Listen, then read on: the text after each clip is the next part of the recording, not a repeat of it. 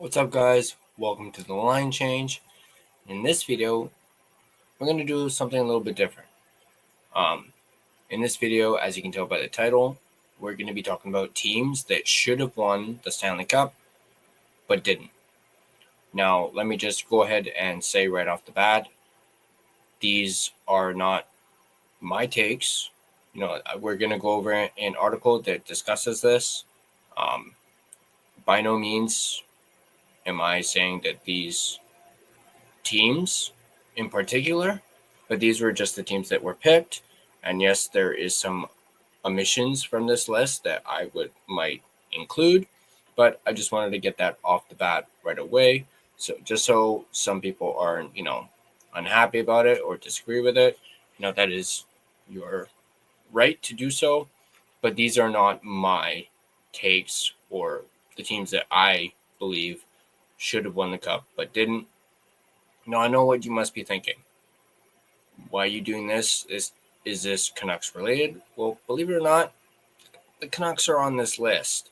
So that is why we're doing this. And I just thought it was a very interesting article and discussion. But before we dive into that, I want to thank my sponsor, Gassy Jack Art, maker of that incredible artwork you see right there. You guys can check them out at GassyJackArt.com. You can also find them on Instagram at GassyJackArt.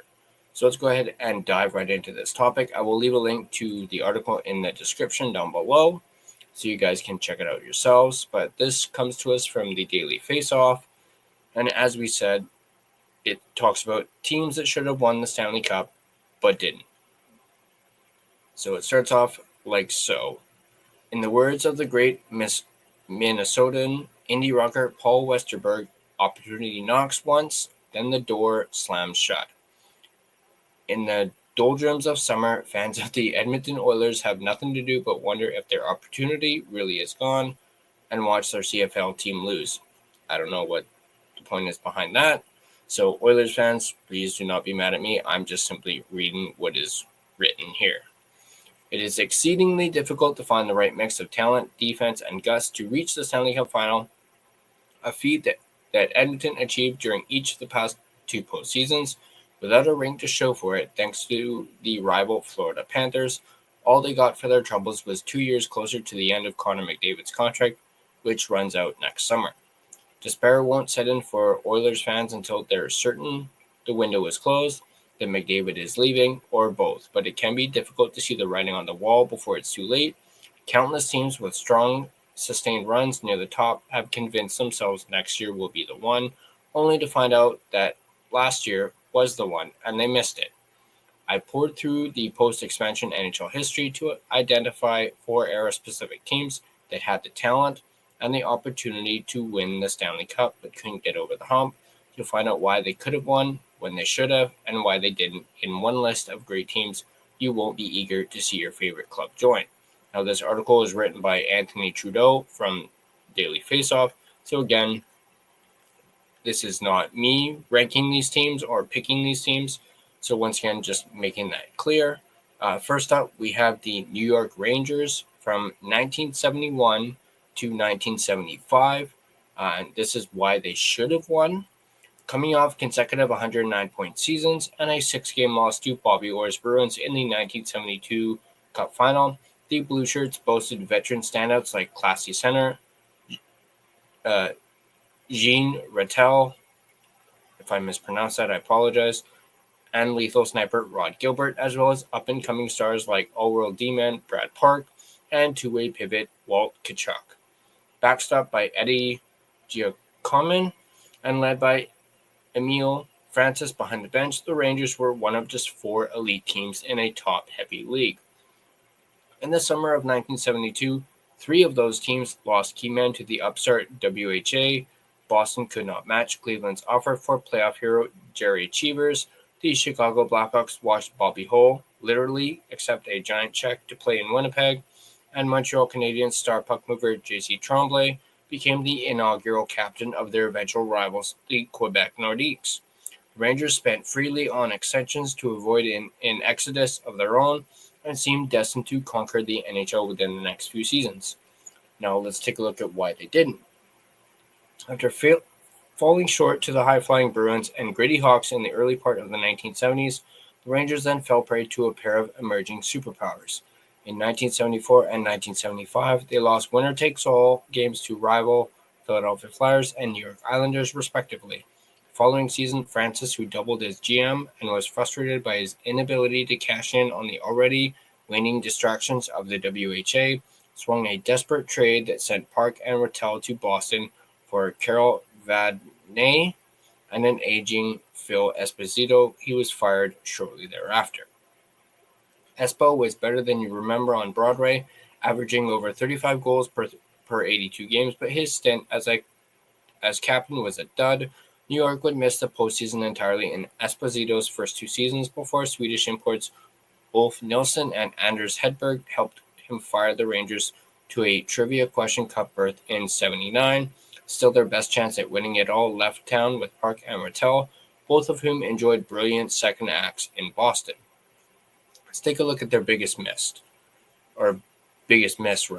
Just months after shrewdly insulating himself from the fallout of the WHL's formation, Francis's plan for world domination was already looking like a charm. Esposito, then the joint talisman of Boston's irresistible attack, went down with a serious knee injury 2 games into a first-round Stanley Cup rematch.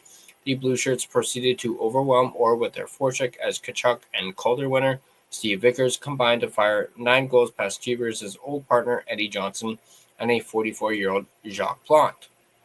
Perhaps Park and Gilbert were too preoccupied imagining their names being etched onto the cup after trouncing the Bees in 5 to remember they still had another 2 series to win.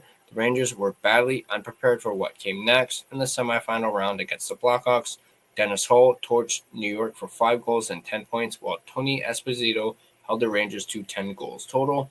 The five-game stand was never close, and the Stars wouldn't align for the Rangers for another 21 years. Next up, we have the Philadelphia Flyers from 1995 to 1998. My wife is not going to like this one, so hopefully she does not watch this. Let's take a look at why they should have won. After missing out on a major upset of the almighty Oilers in Game 7 of the 1987 Stanley Cup Final and losing to the Canadiens in the 1989 Conference Final, the Philadelphia Flyers quickly fell apart. By the summer of 1992, the Flyers had shipped off Brian Propp, Dave Poulin, and Rick Tocchet, among others.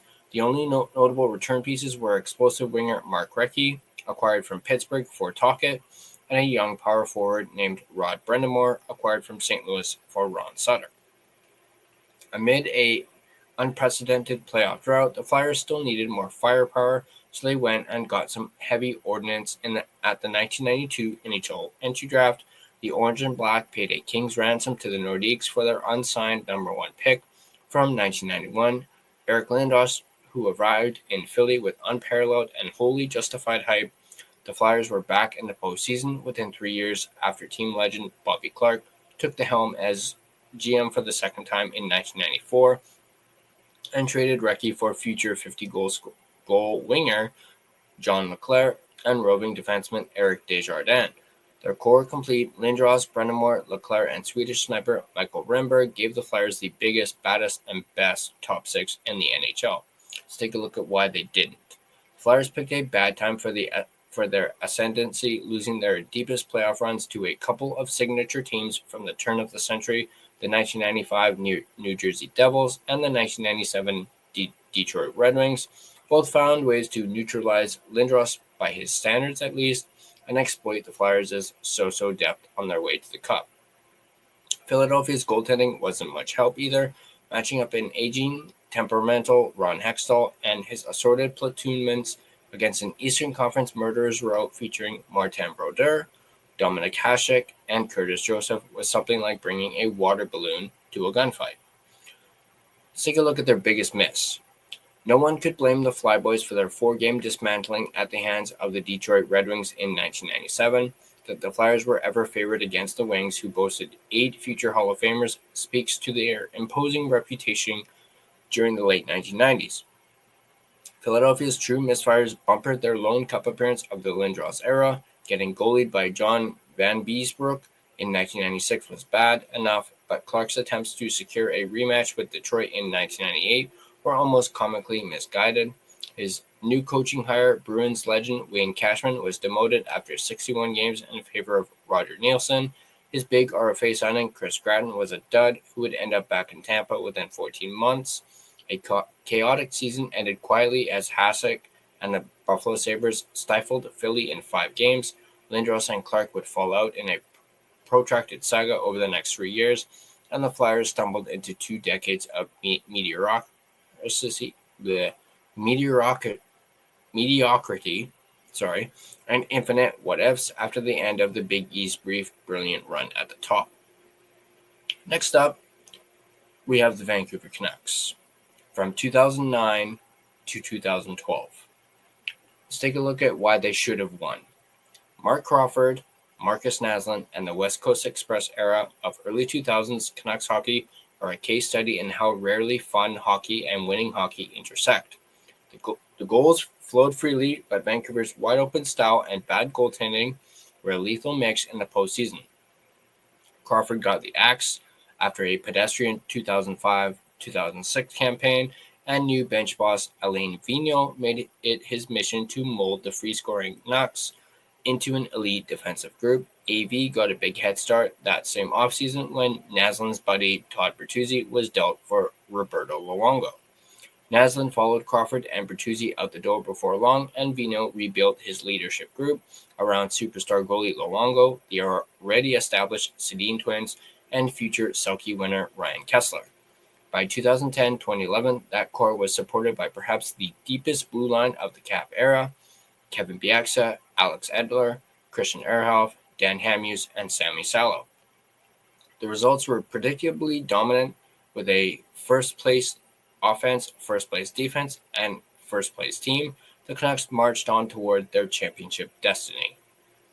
Let's take a look at why they didn't. And Canuck fans are not going to like this one. This is going to be difficult for me to even read. Would it be too cute to type Tim Thomas and finish up? After a first-round war with the defending champion Blackhawks, a tough series against Hamhuis's old friends in Nashville, and a 5-game walkthrough of a formidable Sharks team in the Western Conference Final, the Canucks found the one question for which they had no answer: Thomas, the Bruins' star netminder. The portly 37-year-old Vezina winner concluded his improbable rise to glory at Vancouver's expense on and off the ice. Shipping just 8 goals in 7 games, the memory of the scrambling, scruffy Thomas must still haunt the brothers Sedin, who lost to 3 straight Cup champions from 2010 to 2012. Let's take a look at the biggest miss. It's hard to run down any runner-up. Winning 3 series is never easy, and taking Boston to Game 7 while so impotent on offense was a credit to the Canucks' ability to grind out tough wins. The next season, the resolve wasn't quite as apparent. Despite having locked up a second straight President's Trophy, Vancouver got blown away in 5 games by the 8th-seeded LA Kings. You may recall how well that year went for the Kings, who never faced elimination and didn't even see Game 6 until the Cup final. In retrospect, the Canucks could have had a similarly easy path. Instead, some combination of Jonathan Quick's heroics in goal, an injury to Daniel Sedin, and the offseason departure of Ehrhoff prevented Vancouver from breaking down a stubborn Kings defense. It would be 8 years before the Canucks won another series. Next up, we have the San Jose Sharks from 2016 to 2019. Let's take a look at why they should have won. The Sharks' section of this piece could encompass over a decade, from when the team traded for Joe Thornton in 2005 until his playoff swan song in the Bay Area in 2019. The newly elected Hall of Famers' excellence and longevity were such that San Jose was never too far away from contention while he was around. The Sharks missed the playoffs just twice during Thornton's tenure and won at least a series on 9 occasions. It's ironic then that their best chance at a Stanley Cup came just as Jumbo began to fade into the background. In desperate need of a refresh after the team's first postseason miss of the Thornton era, GM Doug Wilson replaced longtime coach Todd McClellan with former Devils' bench boss Pete DeBoer. In the 2015 offseason, Joe Pavelski, meanwhile, ended a captaincy carousel that had seen both 17-year man Patrick Marleau and Thornton stripped of the C over the previous six years. The leadership changes worked, and with late bloomer Brent Burns emerging as one of the most dangerous blue line scorers in the sport, and prime stars Pavelski and Logan Couture grabbing the torch from the old guard of Thornton and Marleau, San Jose seemed ready to end Chicago and LA's lengthy reign over the West. Let's take a look at why they didn't.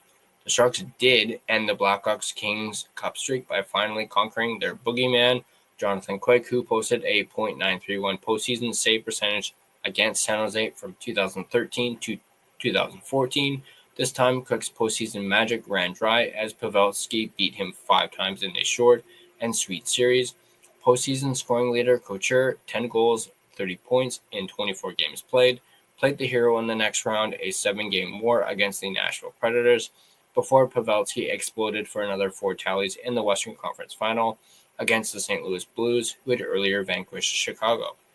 With the Kings and Blackhawks out of the way, semi-permanently as it would turn out, all that was left for the Sharks was to topple the Eastern Conference champion. The problem? That team happened to be the fired-up Penguins, who were under plenty of pressure themselves to win a second ring for Sidney Crosby.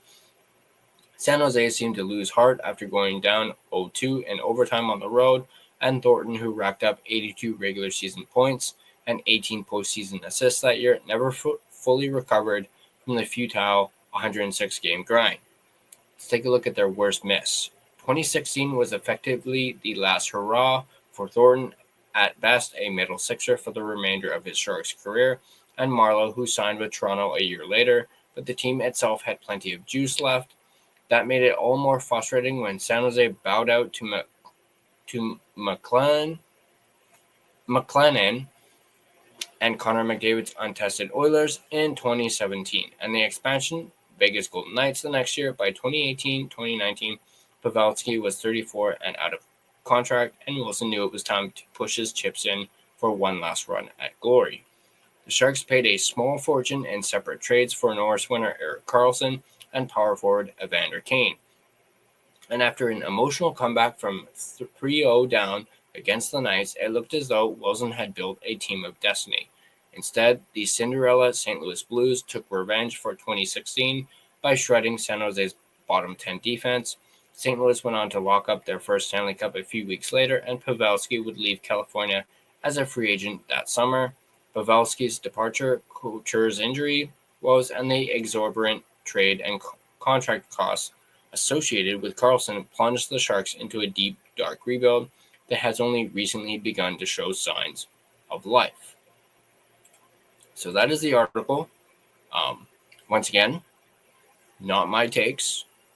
These are, what was his name? Let me scroll back up. These are Anthony Trudeau's from Daily Face-Off, his takes.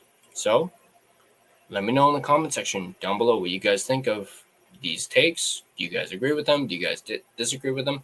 Are there some teams that he may have not included on this list? Are there teams that shouldn't be on this list in your opinion? Let me know in the comment section down below what you guys think. And as always, if you guys like this video, be sure to hit that like button. And if you want to stay up to date on all your Vancouver Canucks content, be sure to smash that subscribe button and turn on your notifications so you don't miss a single video. You can find and interact with us on social media. You can find us on Facebook. Just search The Line Change to find our Facebook page. You can find us on Instagram at The Line Change. You can find us on X at Line Change Man. You can find us on TikTok at The TLC Podcast. You can also find us on Blue Sky at The Line Change. Feel free to give us a follow on all of our social media platforms.